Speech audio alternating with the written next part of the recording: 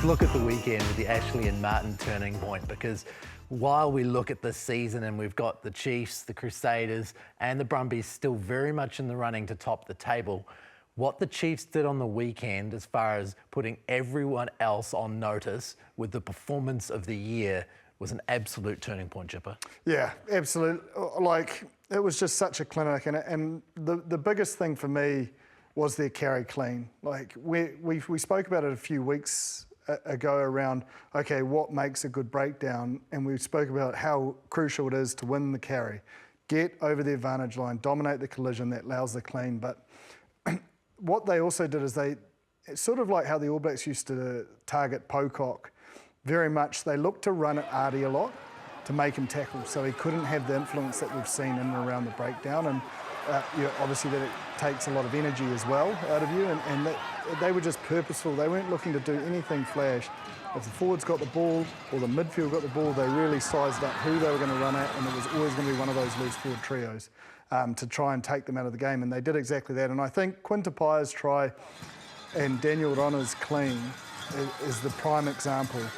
Good, strong carry over the game line, sharp line in terms of the clean, just grabs Artie. They went back to have a look to see if it was illegal, but as we spoke about a few weeks ago, if you're within the metre of that carry where that ruck's set, you're fair game, and Rona grabs him just with the arm, eventually falling down, and that creates a space for Tapia to go through. But I think that try as well shows the mindset is they all knew what they were trying to do. Like, it didn't matter if you wore jerseys 1 to 8 or 9 to 15, they knew we're going to have to go through this forward pack and through this side and dominate these collisions to allow us to spread it wide.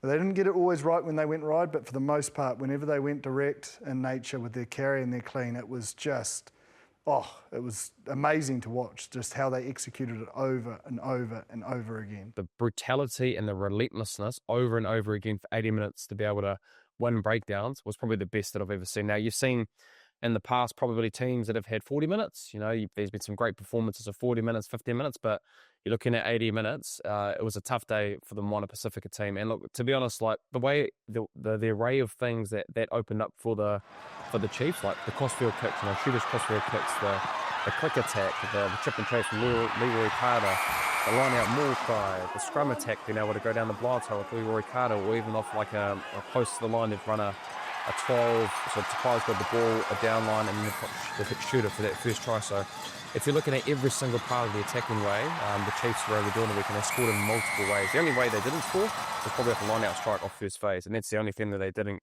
get the chance to. But in all other areas, because of the brutality and that collision around the breakdown, it set up everything for their game. So yeah, very dangerous signs for teams that are going to play the Chiefs. But I guess the challenge for them is, can they consistently keep doing it? Now, they're not going to get an 80-minute performance like that again, but geez, if they can keep that brutality around the collision area, I don't see any team seriously being able to beat the Chiefs if they play like they did on the weekend. Because of the depth of the ruck, they just got caught offside. They couldn't retreat quick enough. The speed of the ball, it just mounted in yellow cards, and then you're just chasing the game. But I think just the timing was right. A big emotional high beat the Blues.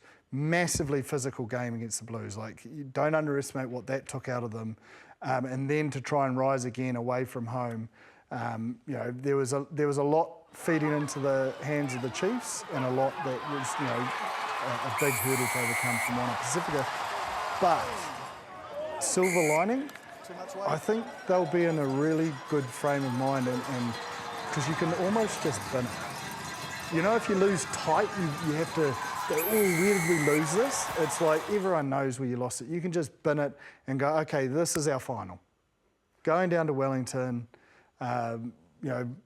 where Artie has come from, I just sense that demolition job may work into their favour in a strange way mentally. Is it that simple that you can just bin it? Like, are there ghosts floating around in your head about this? I think you're desperate to get back to training because you're embarrassed. I've had a bit of experience. But you are, when you have a big win or a close win and emotion, you're almost like, oh gosh, I'm sore and stuff. When you have a result like that, man, you just got no excuse. You've just got nowhere to hide. You have to be first on the floor and you just want to. You need to. You need to for yourself, to just remind yourself that you're a good player. Yeah. You know, like, so there's just such an edge and a finer focus to the small things off the back of results like that. And I just think for this Moana Pasifika side, and we see what Artie's brought in terms of that Monday to Friday preparation, I just think it's going to be tight at the Cake Tin.